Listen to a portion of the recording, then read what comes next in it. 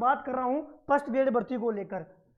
3 number है कि भैया आरपीएससी की फर्स्ट ग्रेड भर्ती को लेकर, क्या भैया इस फर्स्ट ग्रेड में हम मेहनत करें तो क्या विशेष शिक्षा की भर्ती आ सकती है क्या? तो नहीं, आपका कैडर नहीं बना हुआ है तो विशेष शिक्षा का फर्स्ट ग्रेड में भर्ती का आना असंभव है वर्तमान की स्थिति को देखते हुए। दूसरी बात भैया, फर्स्ट ग्रेड सामान्य शिक्षा में विज्ञप्ति तो जारी हो गई, लेकिन पदों का क्या?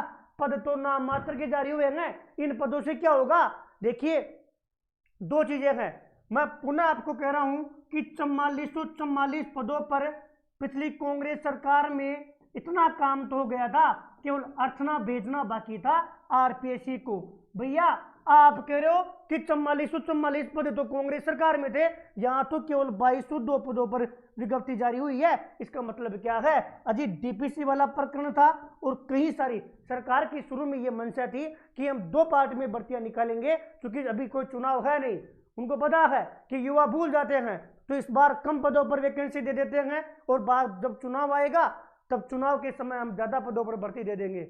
इसलिए इतने कम पदों पर भर्ती दी गई थी। मैं तमाम साथियों का धन्यवाद देता हूं, जो साथी गिने चुने ही सही लेकिन एक्टिव है। अभी 4-5 दिन पहले जालोर से, सिरोही से, उदयपुर से, दूर दूर 4-4, 500 किलोमीटर से वो साथी मिलने आए थे।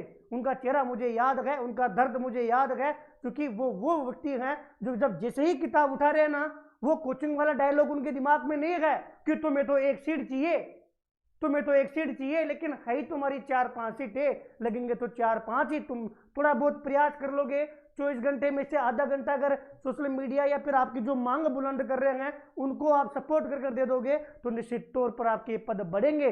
अभी वित्त विभाग में 2 फाइलें जो है वो पदों को लेकर गई हुई है।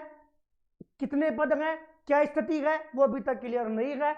20-25 दिसंबर के बाद में और अच्छे से स्थिति क्लियर हो जाएगी, क्योंकि हमारे पास समय है, क्योंकि एग्जाम 8 नवंबर तक इसकी होना प्रस्तावित है, तो हमारे पास समय है। ऐसा नहीं है कि हम दिसंबर में विरोध नहीं करेंगे तो इस बात को दबा दिया जाएगा, जनवरी में नहीं करेंगे तो दबा दिया जाएगा। मैंने आपके साथियों को भी कहा है, पुनः कह रहा हूं, आप जो भी आपका ग्रुप है उस ग्रुप में जुड़िए। जब भी आप सोशल मीडिया चला रहे हो तो शिक्षा मंत्री, माननीय मुख्यमंत्री जी और मुझे टैग करके आप पद बढ़ाने की मांग सोशल मीडिया पर जारी रखिए। अपने ग्रुप में एक्टिव रहिए, लड़कों को जोड़ कर रखिए। कभी आवश्यकता पड़ी, कभी आपको बुलाया जावे तो आपको आना भी पड़ेगा। बाकी मैं प्रयास कर रहा हूं, दिसंबर अंत तक ये स्थिति क्लियर हो जाएगी कि पद कितने बढ़ाए जा रहे हैं और क्या प्रोसेस चल रही है। एक बात दिमाग में हमें बैठाना है, बिना पद बढ़ाए अगर ये भर्ती हो गई ना तो फिर साथियों बहुत बड़ा अन्याय है। इसलिए इसमें पद बढ़ना निश्चित है, पद बढ़वा कर मानेंगे, आप लोग साथ दोगे, साथ में संघर्ष करेंगे और निश्चित तौर पर इसमें पद बढ़ेंगे। मैं वादा कर रहा हूं, मैं पूरा प्रयास करूंगा, जितना मेरे से होगा मैं आप लोगों की लड़ाई में अग्रिम मिलूंगा और बराबर से सहयोग करूंगा। आरपीएससी फर्स्ट ग्रेड में पद बढ़ना जरूरी है, यही शर्त है। इसके अलावा इसका कोई वैकल्पिक उपाय या मुद्दा नहीं है। इसमें पद बढ़ने चाहिए, बस बढ़ने चाहिए। फर्स्ट ग्रेड में एक चीज हो रहा है, पिछली बार सेकंड ग्रेड और फर्स्ट ग्रेड दोनों में साथ में इसका सिलेबस जारी हुआ था, उसमें एक अंक भार वाली प्रॉब्लम और थी, उसको लेकर मैं बाद में चर्चा करूंगा, क्योंकि एक बार मैं आरपीएससी जाऊंगा उसके बाद में ही मैं आपको स्थिति क्लियर कर पाऊंगा कि अंक भार होने से क्या फायदा है और नहीं होने से क्या नुकसान हुआ।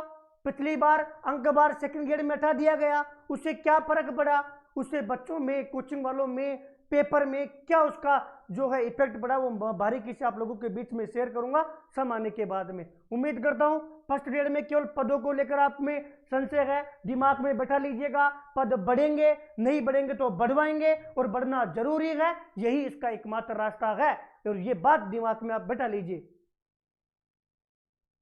हाँ, फर्स्ट ग्रेड को लेकर कोई भी कमेंट हो तो आप मुझे बता सकते हो। फर्स्ट एफएसओ भर्ती के बारे में बता चुका हूं, चतुर्थ श्रेणी कर्मचारी भर्ती के बारे में बता चुका हूं और फर्स्ट ग्रेड के बारे में भी बता चुका हूं। मैं आगे बढ़ रहा हूं साथियों।